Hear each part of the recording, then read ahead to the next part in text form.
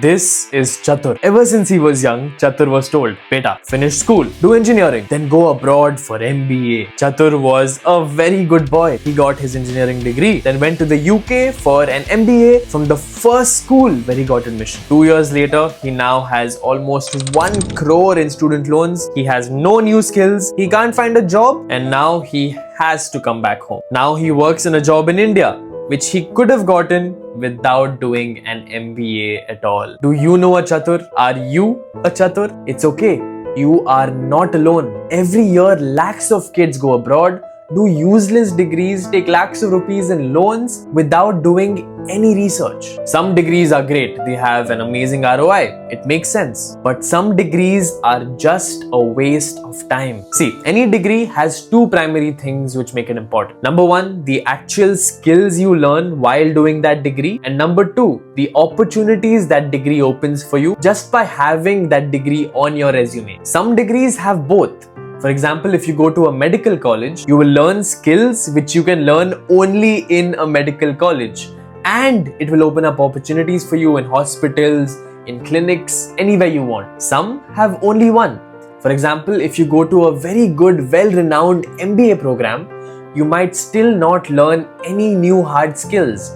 But having that brand name on your CV will open up opportunities for you everywhere. The real problem comes when you do a master's degree, which does not teach you any new hard skills, skills which are not in demand, from a university which is not well renowned and which will not open up any opportunities for you. This is why doing your research is so important. If you're spending 40 lakhs, 50 lakhs, sometimes even 1 crore, then at least do a degree which has some ROI. If this is the first time you're seeing me, I'm Fazil.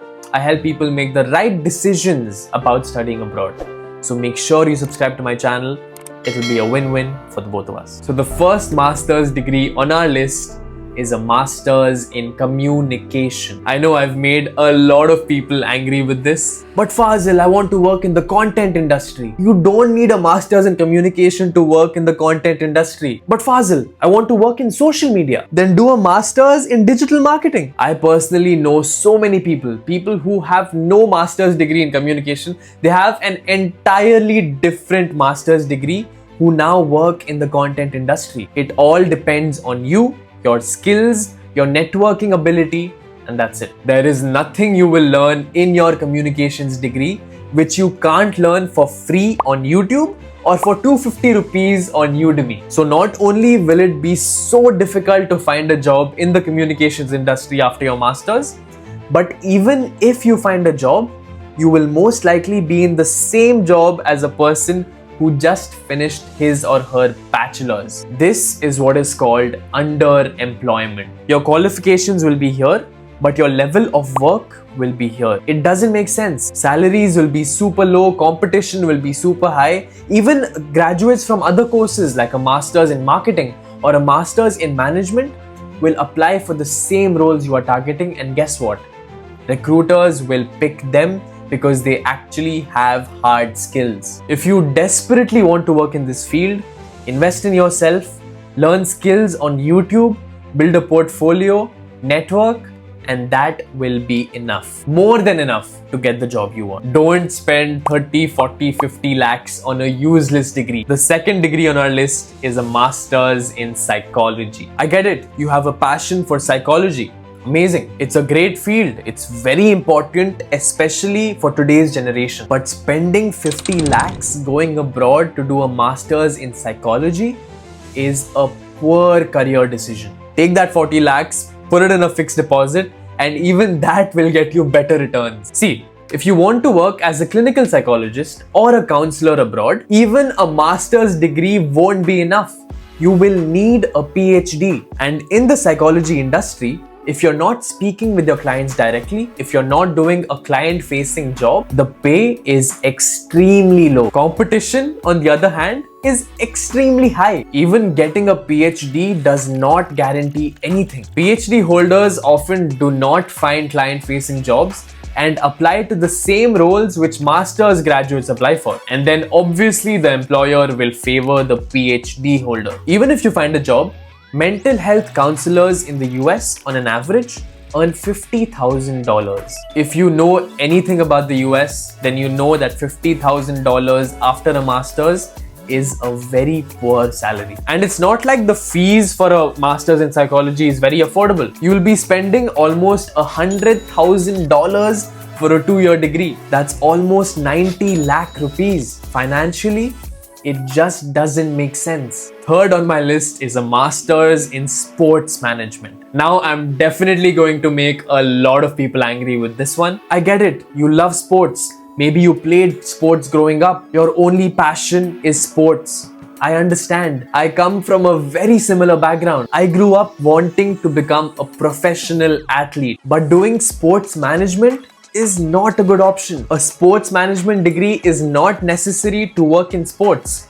Even to become the head of the ICC, you don't need a sports management degree. Sometimes specialization is amazing, but sometimes specialization is a disadvantage. Essentially, what you're doing by doing a sports management degree is reducing the number of jobs you can apply for by 99%. Only 0.2% of all management jobs are in the field of sports. Doing a sports management master's will reduce your chances of getting a regular management job, but people who do a regular management degree will still be able to compete for sports management jobs. So you are willingly shooting yourself in the leg, reducing your opportunities, increasing your competition.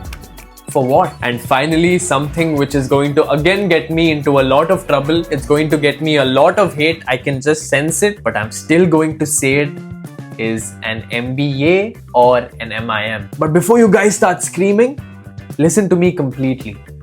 An MBA or an MIM from a non-reputed university. See, I'm doing an MIM right now from ESSEC Business School, which is the number 5 ranked MIM in the world. And in a few weeks, I'll be going to Cornell University, the number 9 ranked MBA in the world. But let me make one thing very clear. Even in the best MBAs, the best MIMs, what you learn in the classroom is very, very, very minimal. You learn the same marketing, you learn the same finance, you learn the same entrepreneurship, which you can learn online for free. Harvard University has the same courses which they teach in their classroom for free on their website. So what's the point of doing an MIM or an MBA? 2 things. Number 1, the brand name of that university. And number 2, the network you will build while you are there. This is the only point of a business school.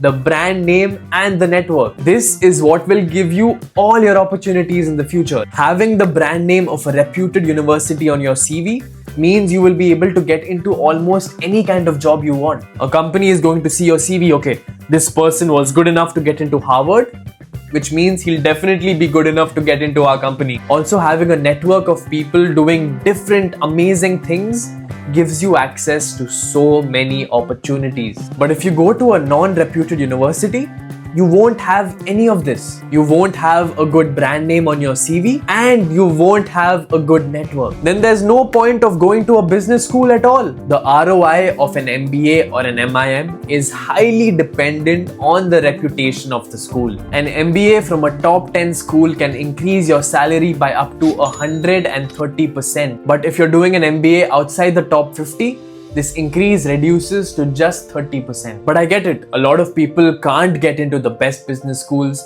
and that's fine. If you can't get into the best business school, then do a specialized master's.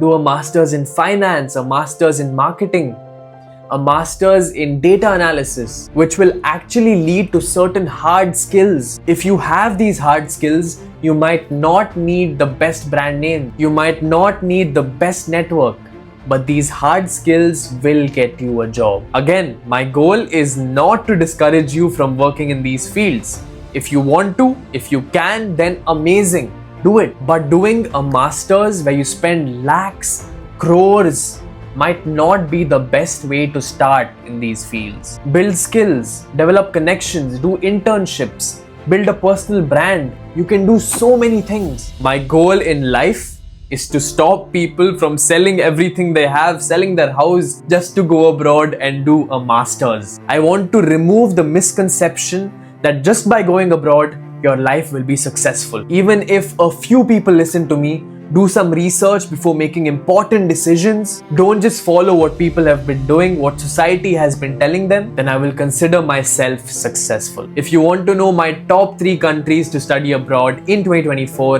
then make sure you watch this video and subscribe to my channel to not miss any future videos.